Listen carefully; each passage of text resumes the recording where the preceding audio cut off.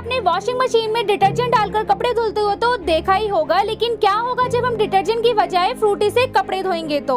और वीडियो को एंड तक देखा तो आप जीत सकते हैं आईफोन 13। इस एक्सपेरिमेंट को यश के एक्सपेरिमेंट यूट्यूब चैनल वालों ने किया है। उन्होंने सबसे पहले वॉशिंग मशीन में कुछ कपड़े धुले और फिर उनके ऊपर डाली 12 लीटर फ्रूटी और फिर वॉशिंग मशीन को ऑन कर दिया। गाइस, आईफोन 13 जीतने के लिए इस चैनल को सब्सक्राइब कर लीजिए और कमेंट बॉक्स में अपना प्यारा सा नाम लिख दीजिए। आप में से किन्हीं 4 लकी विनर्स को मिलेंगे आईफोन 13। गाइस, फाइनली कपड़े धुल चुके हैं। पानी से निकालने के बाद व्हाइट टी शर्ट येलो हो चुकी है।